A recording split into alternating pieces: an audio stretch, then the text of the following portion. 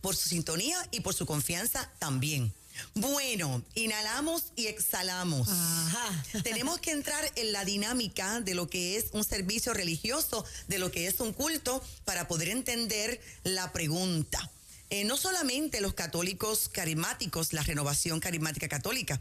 Me parece a mí que mucho más en la iglesia protestante tenemos personas que en la ministración, y entiéndase por ministración cuando el ministro o algunos líderes imponen sus manos para orar por otra persona, que en muchísimas ocasiones ocurre la dinámica de que la persona se cae al suelo. Y como ya esto se predispone, pues ya hay ujieres que tienen mantos, que vienen corriendo, que están listos para tomar a la persona cuando caiga al suelo, etcétera. A esto regularmente se le llama caer en reposo en el espíritu. Y repito, regularmente ocurre cuando un ministro impone sus manos sobre esa persona. Ahora, tenemos que ir a la Biblia. Ese es el paso número 1, para ver si esto es bíblico, para ver si esto es correctamente teológico. Así que vamos a la Biblia. Pues sí, lo primero que tenemos que entender es que Dios está vivo, que Dios es real y que obviamente es normal la experiencia sobrenatural. Con el paso de los años yo he aprendido a no cuestionar las experiencias personales que cada persona tiene con el Señor. Porque posiblemente lo que hoy no entendemos, lo que hoy no validamos, posiblemente nos ocurra mañana. Ejemplo, el tema del hablar en nuevas lenguas.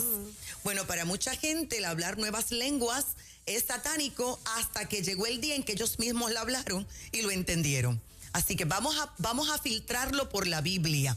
Dice Apocalipsis capítulo 1, versículo 17, al verlo, caí a sus pies como muerto. Pero él, poniendo su mano derecha sobre mí, me dijo, no tengas miedo, yo soy el primero y el último. Aquí está el apóstol Juan, el autor del libro del Apocalipsis, diciendo que al ver al Señor, cayó a sus pies como si estuviese, mire, muerto. Es decir, cayó prácticamente sin aliento, sin respiración por la experiencia sobrenatural. Pero esto no puede ser un único verso. Tienen que haber otros versos para poder validar esta experiencia. Ezequiel capítulo 1, versículo 28 cita, parecido al arco iris cuando aparece entre las nubes en un día de lluvia. De esta manera se me presentó la gloria del Señor. Al verla me incliné hasta tocar el suelo con la frente. Y aquí tenemos a Ezequiel cayendo sobre su rostro. Posiblemente no de forma voluntaria, sino porque la misma gloria del Señor lo llevó a postrarse de tal manera. Pero vamos a otro verso bíblico. La experiencia también la tuvo Daniel. Cuando lees Daniel 8, capítulo 17 al 19, dice, entonces él se me acercó, yo me asusté. Aquí tenemos una emoción. Yo me asusté y me incliné hasta tocar el suelo con la frente. Pero él me dijo, hijo de hombre, ten en cuenta que esta visión se refiere al final de los tiempos. Mientras él me estaba hablando, vamos a lo próximo. Aquí dice, yo me desmayé.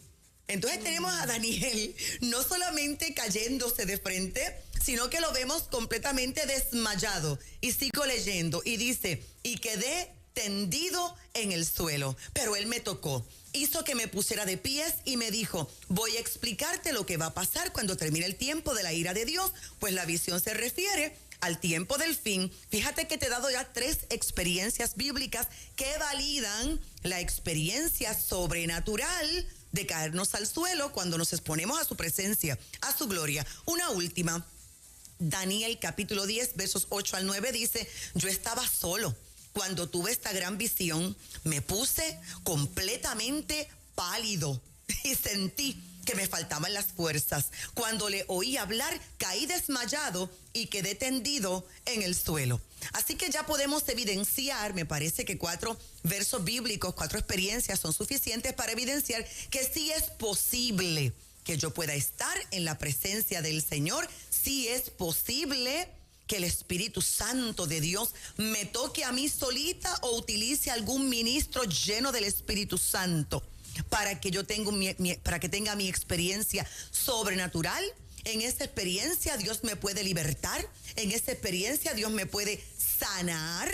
Amén, porque tenemos un Dios sobrenatural. Por lo tanto, dejemos claro que el caerse, que el caer postrado, que quedar pálido, que desmayarse, que temblar delante de su presencia es el resultado de la reacción de una persona ante, bíblicamente hablando, una visión o un toque del Espíritu Santo. Es un evento que va más allá de lo ordinario, pero siempre me gusta traer todo a equilibrio. Y aquí vamos a decir el banderita roja.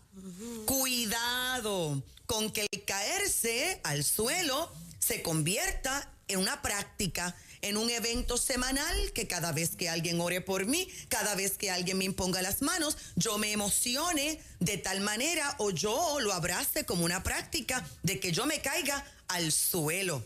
Y tenemos también que tener cuidado con el fingido reposo en el espíritu, caerse de espaldas.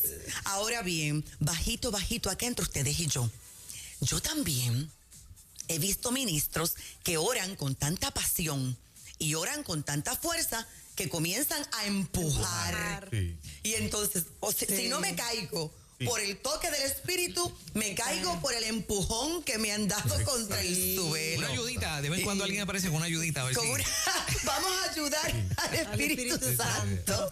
Bueno, Fernán, yo te confieso aquí bajito entre nosotros que en más de una ocasión han orado por mí y me han dado con esta fuerza aquí en la frente, que de repente yo digo, bueno, o me caigo o esta oración no va a terminar, o me dejo caer al suelo en los brazos de la ujier, porque van a seguir insistiendo, o me lastimo, algo pasa. Y desafortunadamente, este tipo de extremo, este tipo de práctica ocurre en las diferentes congregaciones.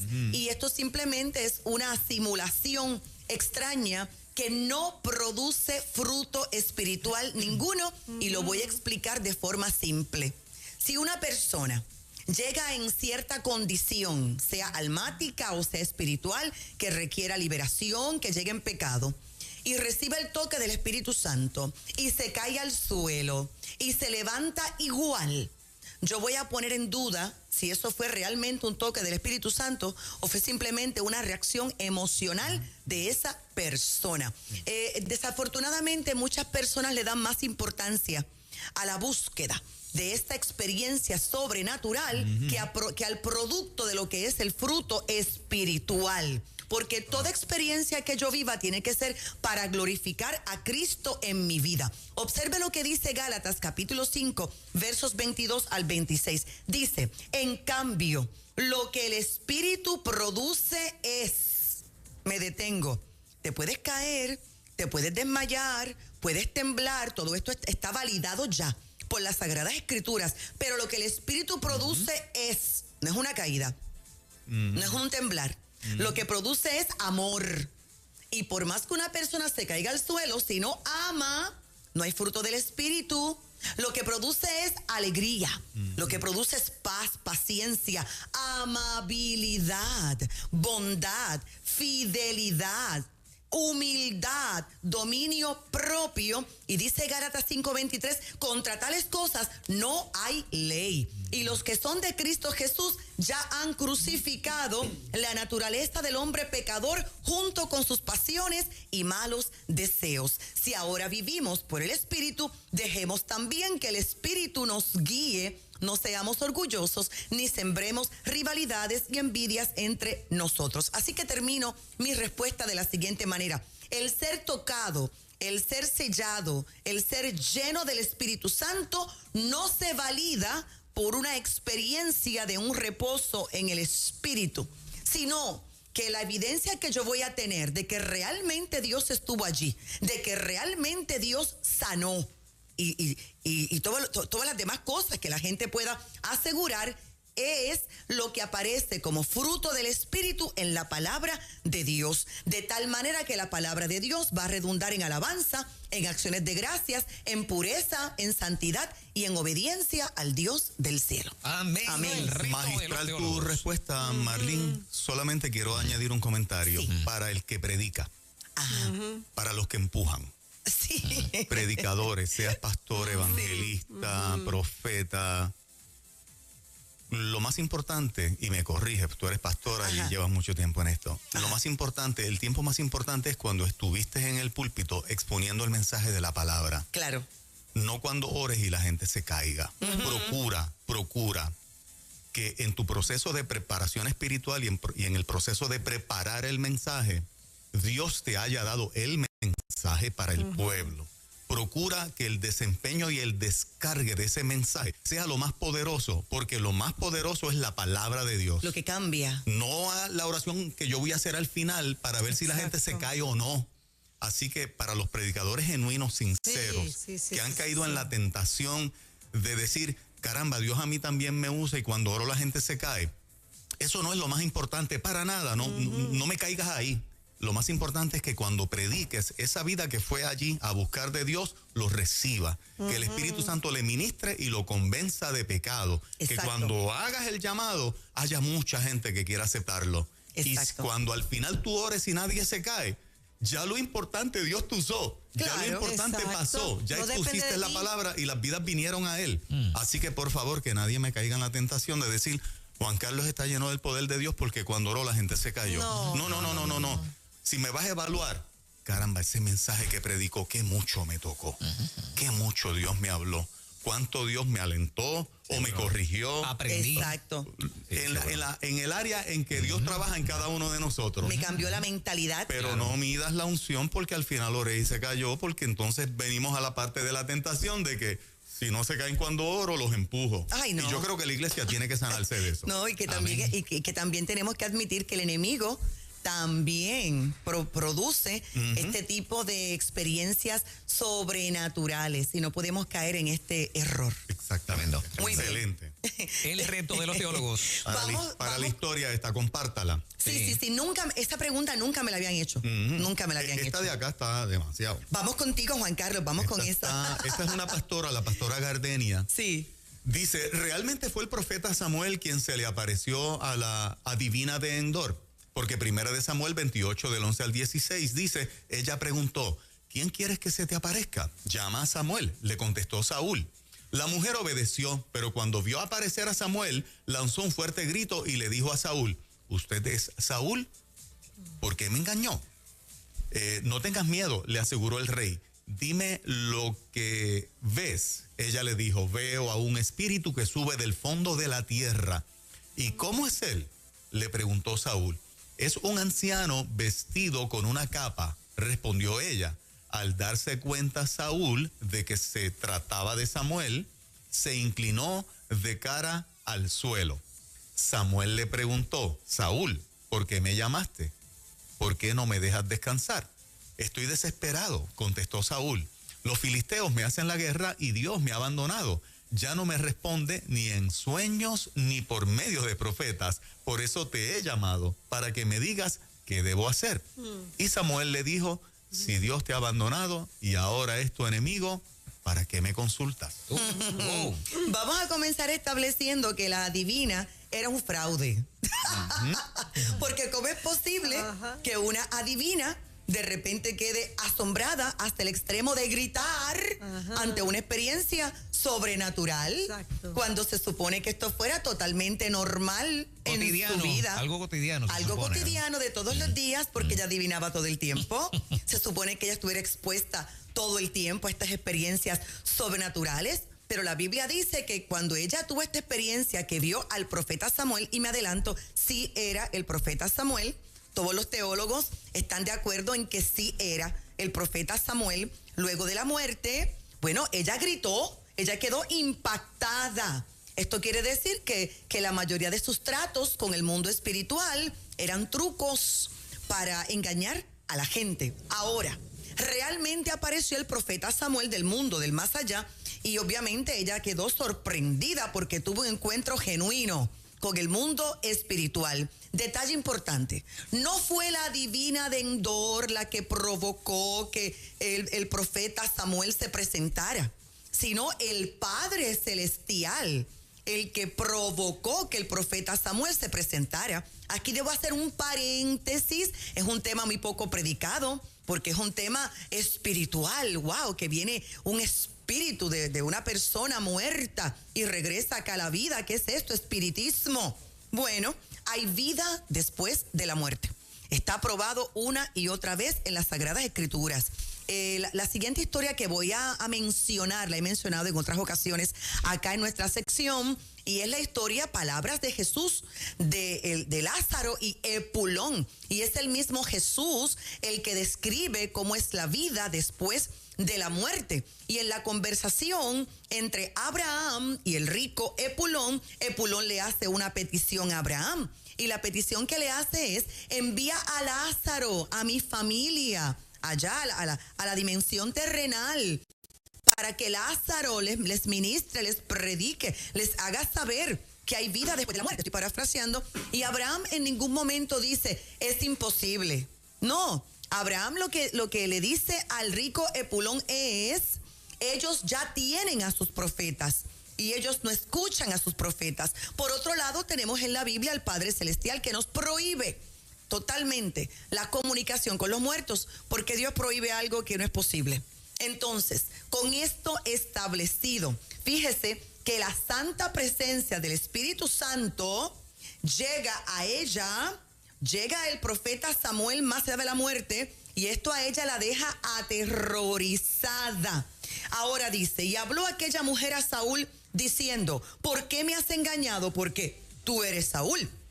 Hay un segundo detalle que sorprende a esta mujer, y es que el rey Saúl había dado una orden de exterminar a todos los adivinos, y ahora él, en un acto de desesperación, está buscando a un espiritista. Así que ella tenía doble miedo: el miedo de la experiencia que estaba viviendo y el miedo a estar delante del rey Saúl, que la puede exterminar. No sabemos cómo la divina de Endor supo que este era el profeta Samuel. No lo sabemos. No sabemos si fue que el mismo profeta Samuel se presentó. No sabemos si el Padre Eterno se lo comunicó, o no sabemos si Saúl entendió inmediatamente que era Samuel y así lo expresó. Lo importante aquí es que el profeta Samuel llega con una misión y le profetiza a Saúl y le dice: morirás.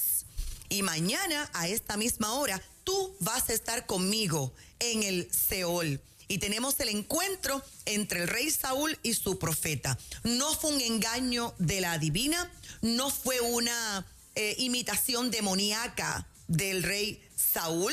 Fue una aparición extraña, pero una aparición genuina, sobre todo apoyada por la veracidad de la palabra profética. Recuerde que el enemigo vino a matar, a robar, a destruir. Y llega el profeta Samuel con el Espíritu Santo para profetizar una palabra profética que tuvo cumplimiento, para provocar en el rey Saúl arrepentimiento y prepararlo para su muerte.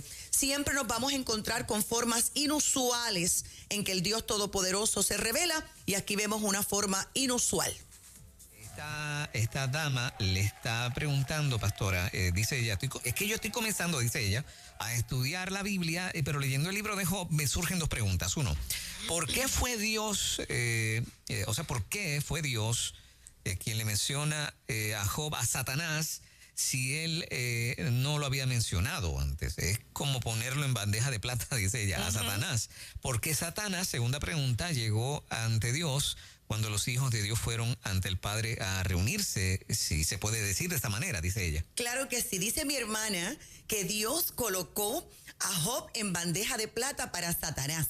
Vamos rapidito. Este es el primer diálogo que vemos entre el Padre Eterno y Satanás. Pero mire qué diálogo. ¿Qué dijo Dios? Dice el texto original: y Jehová dijo a Satanás: ¿has considerado a mi siervo Job? No hay ningún otro como él en la tierra, un hombre perfecto y recto que teme a Dios y se aparta del mal. Aquí el secreto de la respuesta está en la valoración que el Padre hizo de Job: recto, perfecto, apartado del mal. Y el Padre estaba seguro, el Padre que conoce las mentes y los corazones, que Job no le iba a fallar y obviamente que Satanás iba a quedar totalmente avergonzado. Lo importante, la moraleja para nosotros en el año 2024 es que aunque no tenemos constancia de que Job estaba entendiendo ¿por qué le estaba ocurriendo tanta desgracia? Él sí tomó una decisión de mantenerse recto, perfecto y apartado del mal delante del Señor.